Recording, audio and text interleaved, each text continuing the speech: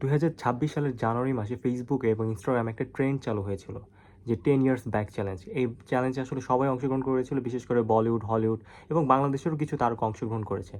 ঠিক সেইটারই আজকে পুনরাবৃত্তি করলো আমার মনে হয় সাব্বির রহমান।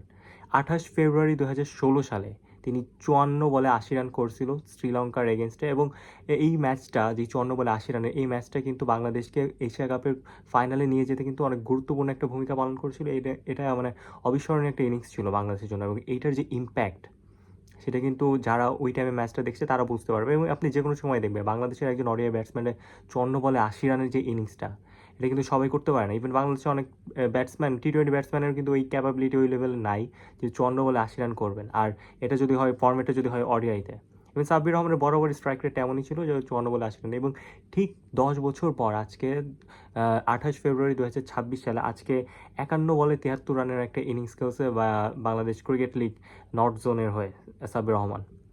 অর্থাৎ 10 বছর পরেও এই ইনিংসটা মানে ঠিক মানে একই ডেটে সেম টাইপের অফ ইনিংস, যদিও তখন ছিল এশিয়া কাপে এবং এখন উনি বাংলাদেশ ক্রিকেট লিগের মানে একদম ঘরোয়া লিগে একটা পারফরমেন্স। এই 10 বছরের মধ্যে যে পরিমাণ ব্যবধান, ওই টাইমে সাব্বির রহমান ছিলেন পুরো বিশ্বের সেরা 10 জন ব্যাটসম্যানের মধ্যে একজন, তার যে র্যাঙ্কিং ছিল। ইভেন এশিয়া কাপে কিন্তু তিনি বিরাট কোহলির সমান সমান ছিল অলমোস্ট। তো Virat Kohli is equal to Sabbir রহমানের, এই টাইপের কথাবার্তা হচ্ছিল। এবং সাব্বির রহমানের ব্যাটিংয়ের যে ধার ছিল, সেইখান থেকে আসলে ছেলেটা 10 বছরে কোথায় হারাই গেল, জাস্ট বিকজ অফ আমাদের প্রপার পরিচর্যা, প্রপার যত্ন, আমাদের টিম সিলেক্টর, আমাদের বিসিবির যত্নের অভাবে বা তুচ্ছ তাচ্ছিলতায় কিন্তু সাব্বির রহমানরা বাদ পড়ে যায়। কিন্তু তারপরে মাঝে মধ্যে তাদের এই ধরনের একটা ইনিংস, এবং বিশেষ করে আজকে যে ইনিংস, সেম ডেটে এরকম একটা ইনিংস মানে একটা নস্টালজিয়া একটা ফিল দেয়, বিশেষ করে সাব্বির ভক্তদের প্রতি। যারা রাজশাহী ক্রিকেট স্টেডিয়ামে সাব্বির এই ইনিংসটা দেখেছে, তারা আসলে মানে সাব্বিরকে বারবার চিল্লাইতেছিল, বাহবা দিতেছিল।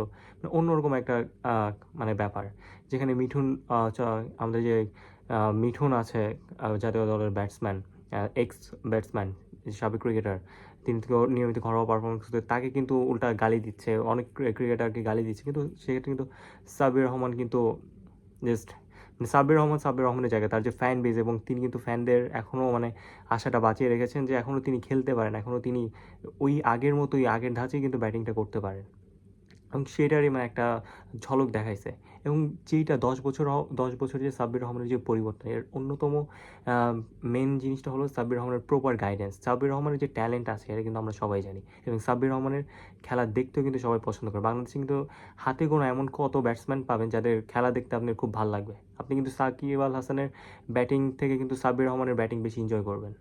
এটা খুব স্বাভাবিক। যারা ব্যাটিং বুঝে বা যারা মানে ব্যাটিং না বুঝলেও সাব্বির রহমানের যে আগ্রাসী ব্যাটন, যে ম্যাচ নষ্ট করার কোনো ইনিংস, আমরা দেখেছি তামিম ইকবাল হ্যাঁ অনেক বেটার ব্যাটসম্যান বলে, কিন্তু তামিম ইকবালের দিনের পর দিন কিন্তু অনেক বাজে খেলে গেছেন, কিন্তু মোস্ট অফ দ্য ম্যাচে কিন্তু বাজে খেলছে, তার স্ট্রাইক রেট খুবই খারাপ ছিল। কিন্তু তারপর ওই টাইমে কেউ ছিল না দেখে তিনি উঠে গেছেন। কিন্তু সাব্বির রহমানরা কিন্তু বাদ পড়ে গেছেন জাস্ট বিকজ অফ তাদের প্রপার ব্যাকআপ নাই, প্রপার গাইডেন্স নাই। এটা একটা বড় ব্যাপার। তখন তার ম্যাচিউর ছিল না, বয়স খুব কম ছিল, ওই টাইমে এসে হুট করে ফেমটা তারা কন্ট্রোল করতে পারেন, এবং এখান থেকে তারা ঝরে গেছেন। যাই হোক, আজকের আলোচনার মূল বিষয়টা এটাই যে 10 বছরেও যে সাব্বির রহমানের কতটা পরিবর্তন, এবং সেম ডেট এই টাইপের একটা ইনিংস, এবং ওই টাইমের 54 বলে 80 রানের ইনিংসটা যে কতটা কার্যকরী একটা ইনিংস ছিল, মানুষজন ভুলে গেছে, এটা রিমাইন্ড করার জন্য এই ভিডিওটা করা। আপনি যদি সাব্বির রহমানের ফ্যান হন বা সাব্বির রহমানের খেলা আপনার ভালো লেগে থাকে, প্লিজ ডু কমেন্টস, একটা থামস আপ দিন। আল্লাহ হাফিজ।